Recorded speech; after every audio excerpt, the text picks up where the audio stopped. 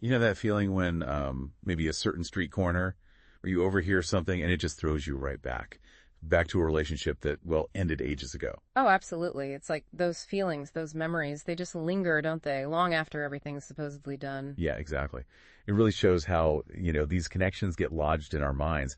Memory isn't just storage, it's active. It shapes how we see ourselves, even as things change around us. Right. And that's really what we're getting into today. We're doing a deep dive into David Malouf's poem, Revolving Days. And we're using Dr. Pete Chattopadhyay's analysis to kind of guide us. Think of it as unpacking the big stuff, love that lasts, time passing, and that whole question of whether we actually change or not.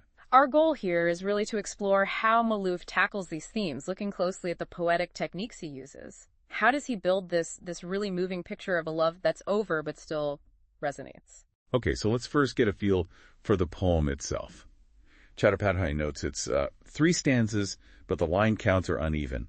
10, 7, then 6 lines. Yeah, that lack of symmetry gives it a very personal feel, doesn't it? Almost like overhearing thoughts rather than a, formal piece. Kind of like how memory works, a bit jumbled sometimes. Exactly. It wanders. And there's no strict rhyme scheme, no steady beat, but Chattopadhyay points out these little echoes, like repeating lasted in the first stanza.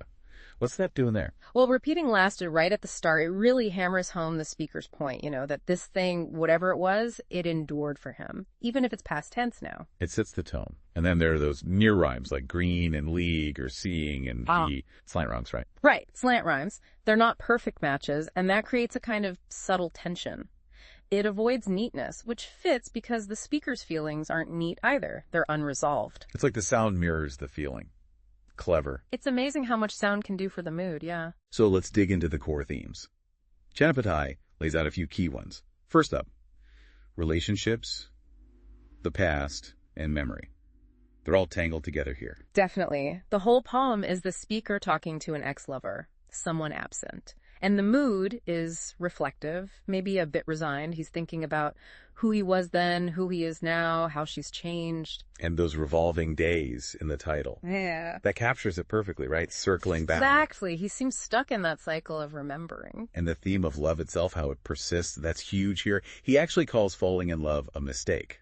That's pretty blunt. It is striking, isn't it? It throws you off balance right away. It wasn't some fairy tale beginning in his memory. But then he immediately says it was long-lasting. Yeah. So a mistake, but one that really stuck. Precisely. And that contradiction is fascinating. Is he saying some mistakes are actually the things that shape us the most profoundly? Maybe the label mistake is about the outcome, not the initial depth of feeling.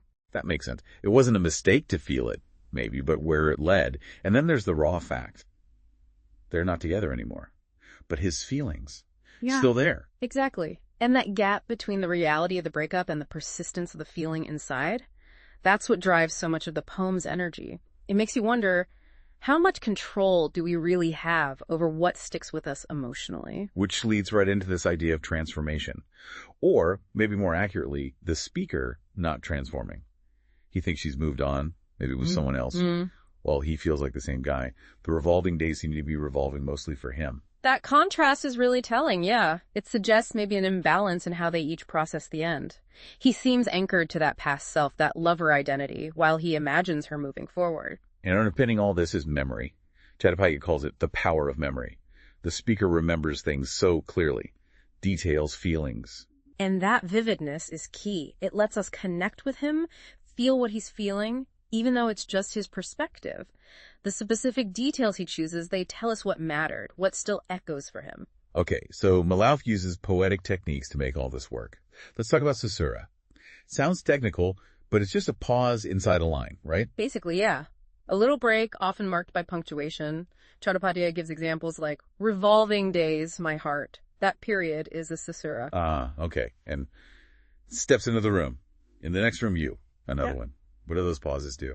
Well, in revolving days, my heart, that full stop really isolates my heart. It feels heavy, like the days revolve around his unchanging heart. And the other one steps into the room. Okay. And the next room, you. That pause creates separation. It emphasizes the distance between them now, different rooms, different lives. It's subtle but powerful for rhythm and meaning. It can signal a shift, make you focus. Got it. Then there's alliteration, repeating sounds at the start of words. Chattopadhyay points to life as lover. Mm-hmm. And writing, and wherever. What's the effect of that? Just sounds nice. It does add a musical quality, but it also links ideas. Life as lover flows nicely, maybe reflecting how he embraced that role.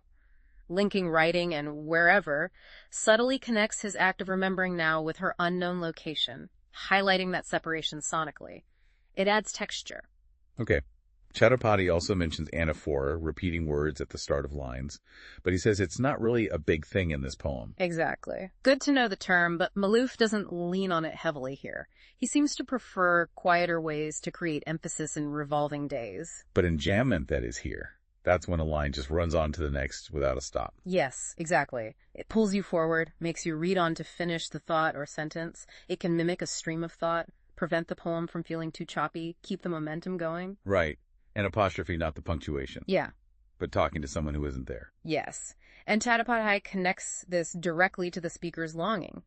By addressing the ex-lover, even though she's absent, he makes that yearning feel immediate and real. It bridges the gap, in a way, through language. It makes it feel very intimate, even though she's gone. Precisely. Okay, finally, symbolism. Chattopadhyay really zooms in on those shirts. Mint green, one pink, the third called Ivy League, tan with darker stripes. It's so specific. It really is. And that specificity is the point. Chattopadhyay argues they symbolize the new life, the new identity he hoped for as a lover. They were bright and clean and new. Remember the detail about his first button-down collar? Yeah, like he was dressing the part for this new chapter. Exactly. They're like concrete symbols of his optimism for the relationship. And think about this. Those bright shirt colors, Yeah. plus her blue eyes, they're almost the only colors mentioned in the whole poem. Does that suggest his world feels less colorful now? That's a really sharp observation. It could definitely imply that. The vibrancy seems contained within those memories of hope and love, maybe suggesting his present life feels muted in comparison. Those moments remain like flashes of color. Okay, let's quickly walk through the stanzas like Chattopadhyay does. Stanza 1. He remembers falling in love almost by accident. Nowhere to go. Yeah. But then insists it lasted and has lasted. Big contrast. Yeah, that mix of chance beginning and enduring impact sets everything up. It wasn't planned, but it left a huge mark. And the imagery, boom, under the pocket of a shirt will tug at the heart. It's so physical, so immediate. You feel the shock of falling in love. And buying the shirts is like trying to make that feeling solid, trying to wear the identity. Exactly, trying to define himself in this new role. And stanza 2. Feels like a shift, right? A more complicated view. Broken promises, maybe? Seeing himself in the mirror seems to trigger it. The mirror is powerful there, isn't it? A moment of self-confrontation. It seems to bring back memories, maybe unspoken expectations that didn't pan out. It highlights that gap between the initial hopes and the present reality. Yeah, the reality of it being over. And the final stanza. Revolving days comes back strong. Chattopadhyay says it shows his thoughts going in circles, his heart staying the same. He acknowledges she might be with someone new. Right. He's writing this for her, aware they're on different paths now. There's acceptance, but maybe something else too. I think so. There's acceptance, yes, but also a quiet sadness. He knows she's moved on, or likely has, while he's still caught in this loop. When he says he won't reappear to discomfort her, it shows respect, but also maybe his own sense of being stuck, unable to fully detach. Is it true acceptance or just resignation? That's a good question.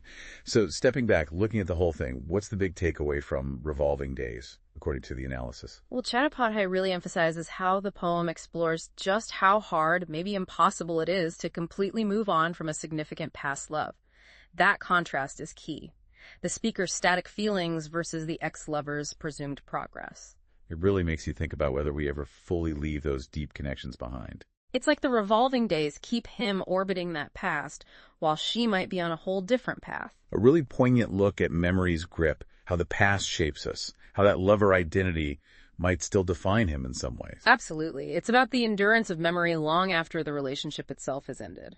So for you listening, maybe think about those memories that still pop up for you, those feelings that hang around, and how language, like Malouf uses it, can capture those really complex, sometimes messy, emotional states. And maybe mull over this, that resignation we talked about in the speaker. Is it genuine peace, or is there still a deep longing under the surface? And more broadly, how much do our past selves really dictate who we are right now? Can we ever fully know?